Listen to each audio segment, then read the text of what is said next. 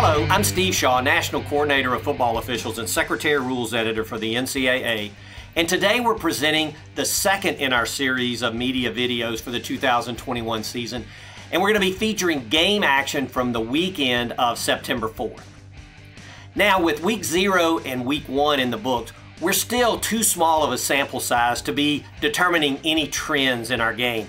But we got a lot of conversation around targeting, especially after our Monday night game where we had 4 confirmed targeting fouls in that game. That was a bit of an outlier. And really, if we look at the data, we're right on the run rate from our previous season. So far this year, we're averaging 0.3 targeting fouls per game.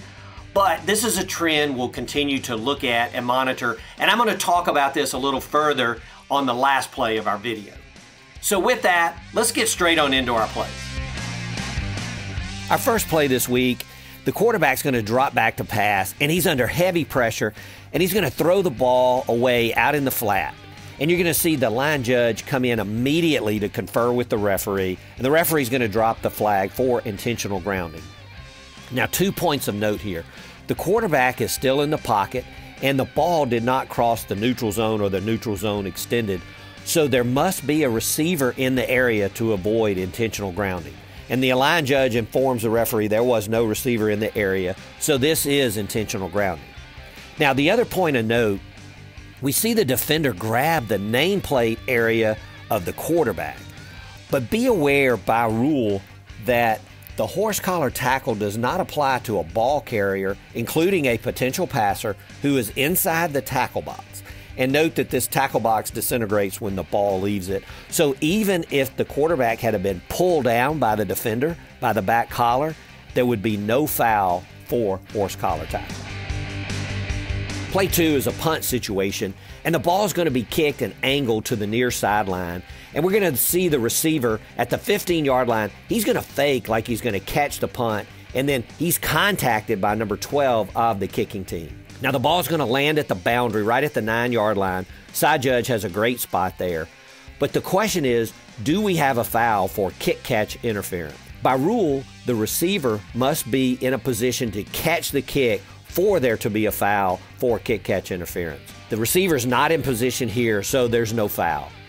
You could have a personal foul if the contact was deemed flagrant by the kicking team player, but the hit here is just a legal play. Play 3, we see the offense line up with trips or 3 receivers to the top side of the formation and an empty backfield. Now, all officials have initial keys, so let's talk about that for this formation. First, the side judge will have the number 1 receiver from the top of the screen. The headline judge will have the number 2 receiver, and the back judge will take the 3rd receiver in from the top. Now, on the bottom side of the formation, the field judge will take the outside receiver, and the line judge will take the number 2 receiver, the second man in from the bottom. Now, as we see the play develop, we're going to focus on receiver number 3 from the top side of the formation, and that's the back judge's key. And we see that receiver flashes back to the middle of the field, and he's going to block a defender. And immediately the back judge must begin to think about offensive pass interference. But we're going to see that the ball is caught or first touched behind the line, so we know there can be no foul for pass interference when the pass is first touched behind the neutral zone. And this is good communications in the crew not to put the marker down for offensive pass interference. Our 4th play, the offense is inside the 10, and they're going to throw a pass across the field near the goal line. The ball's going to be intercepted by number 4 of the defense, and he's on a breakaway for an apparent touchdown. Now, we see when he gets to about the 25, he raises the ball, but he's not really taunting opponents. But when he gets to the 4-yard line, he's going to turn and face his opponent that's pursuing him and taunt him. And this is a good call for unsportsmanlike conduct. It's good judgment not to be too technical, not to penalize when the player just raises the ball, but this second act is taunting and it's unsportsmanlike. By rule, this unsportsmanlike conduct is penalized as a live ball foul, so we're going to take the touchdown off the board and have a 15-yard penalty from the 4-yard line where the player turned, and we see the next snap will be from the 19. This is good judgment by the crew. Play 5, we're late in the fourth quarter with 26 seconds left. The quarterback takes the snap. He's going to stay in the pocket, get heavy pressure, and he's just going to throw the ball away.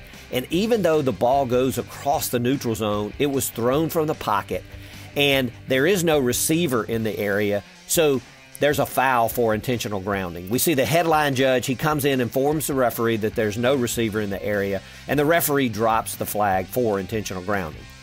Now, because we're inside of 1 minute and the foul causes the clock to stop immediately, we have an option for a 10-second runoff. We get a really good announcement from our referee. Intentional grounding. Offense, number 5. Loss of down. Also, subtraction of 10 seconds. Clock operator, please put the clock at 10 seconds. The clock will start on the ready for play. And I want to highlight here that if the 10-second runoff is accepted, the clock will always start on the referee's ready for play. And in cases where the 10-second runoff is declined, then the clock will always start on the snap. Our last play this week, we've got a 4th down situation, and the quarterback is going to tuck the ball and run, and then he's going to slide after he's beyond the line to gain.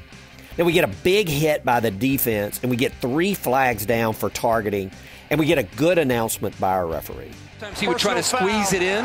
Targeting, defense, number 38. The play will be under further review. Now, replay is going to come in and review the play, and they confirm that the quarterback is a defenseless player because of the slide.